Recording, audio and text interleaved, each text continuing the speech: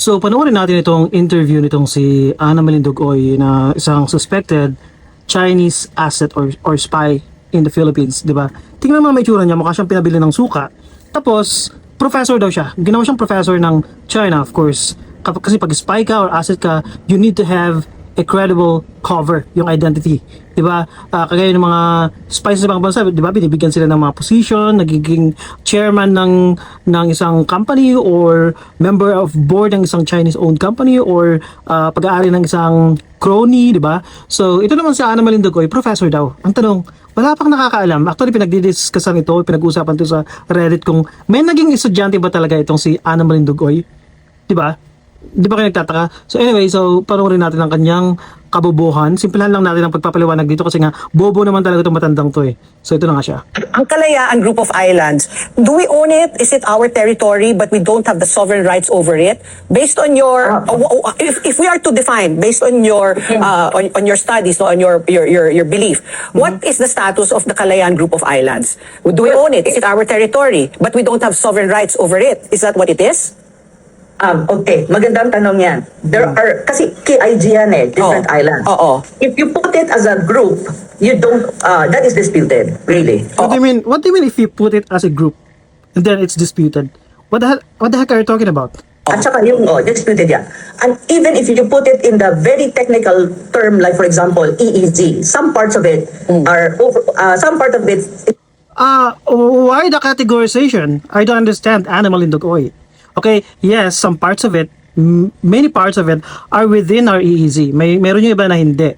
Okay, so anong point mo? It's not part of our EEZ. It's not part of our exclusive economic zone. And there's an overlapping claim. Now, when you So the overlapping claim, hindi mo na kailangang isama yan. Diyan mo talaga malalaman na isang traidor itong matandang to.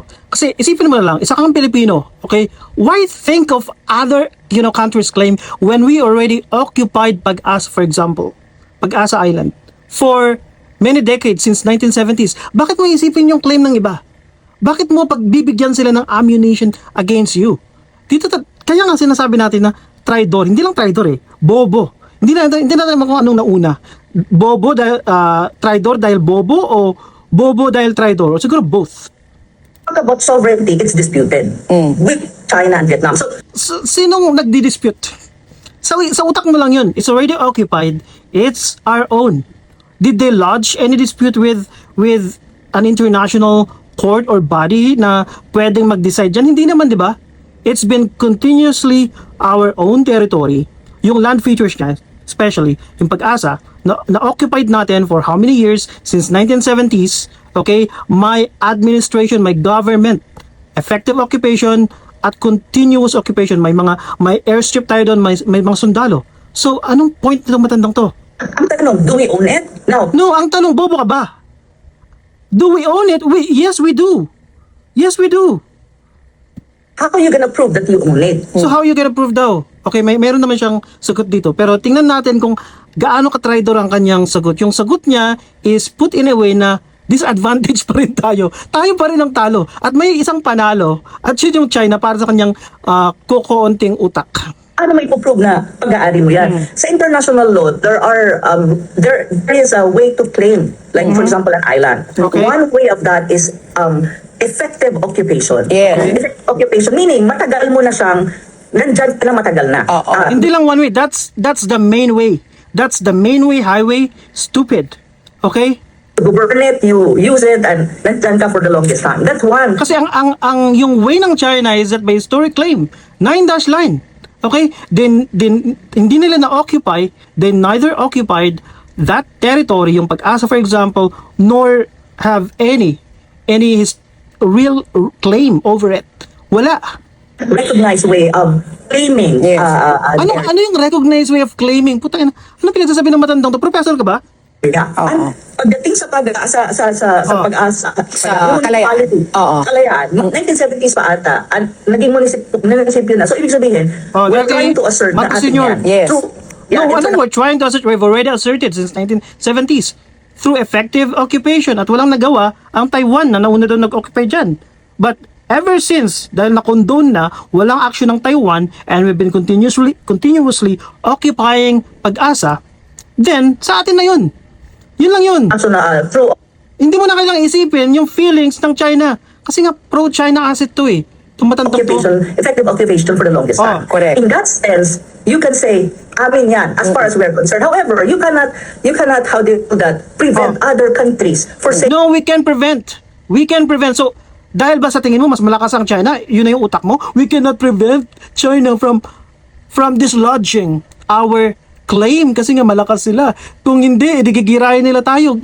Kayo ang mga DDS, actually yung mga fearmongers at mga warmongers. Dahil sa tingin nyo, wala na tayong kakayahan makipagharap sa China, then kailangan na i-consider natin yung feelings nila na may nagkiklaim na ibang bansa eh. Ang China yan, malakas sila eh.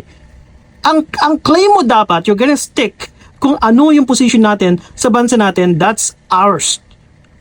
Wala na tayong problema kung anong feelings ng China. na amin din yan. So, ang labanan kasi dyan is how you gonna prove and how you gonna convince the It's international... already proven. It's already proved. ED at saka EN. Ana Malindugoy. 'Di ba? Kung di ka naman bobo, tanga at traidor, community and even the Cayman states in the South China Sea that this is ours. That is the crucial point. That's why in the debate, Senator Marcoleta is trying to say we need to do something. We need to do our homework to make hindi ba natin nagawa yung homework natin since 1970s? Effective occupation.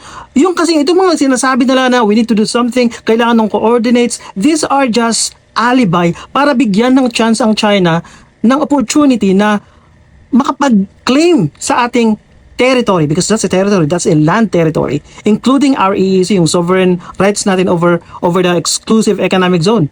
Where these people, itong mga traidor na to, they're giving China an excuse. Okay? At ang masaklap, lalo na si Marcoleta, sinesweldohan ng taxpayers. Ako lang to kasi ito sinesweldohan to ng Beijing eh. 'Di ba? Imagine mo na lang sa isang giyera, well not at war, pero sa isang giyera, for example, this is just hypothetical. Okay, why would you give your enemy legal or any kind of ammunition?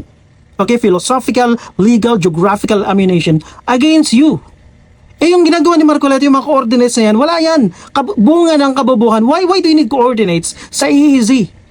Dapat mo lang alamin doon ay yung baseline kasi nga 200 nautical mile yan.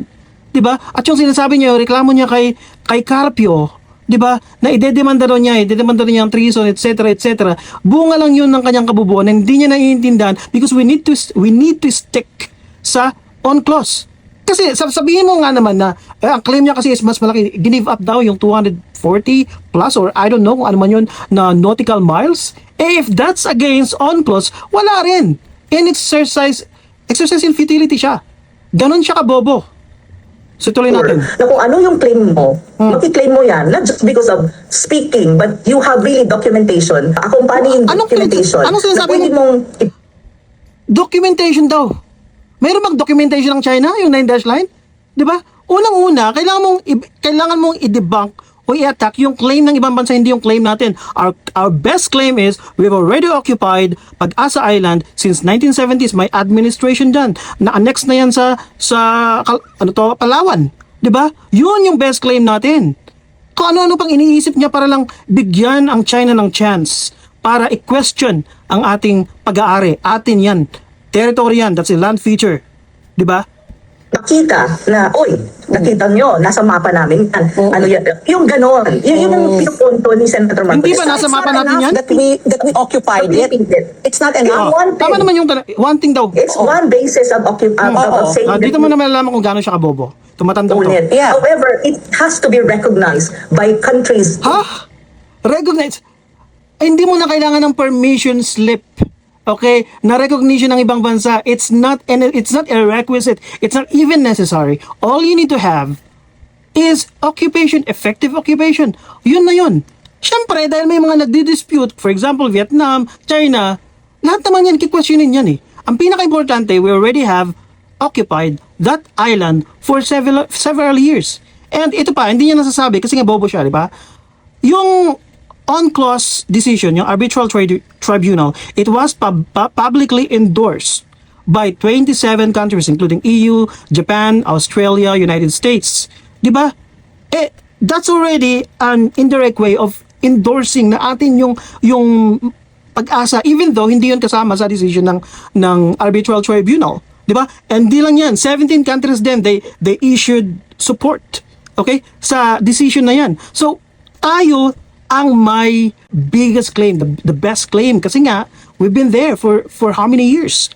At isa pa, tayo yung sumusunod sa international law. Kaya kailangan tayong sumunod sa international law. At yung sinasabi ni Marcoleta ay puro kabubuhan na yung yung give up daw ni Carpio. by the world and by other countries So as ang well. tinanong mo ba, Ana Malindogoy, kung may recognition ba ang mundo sa 9-dash line?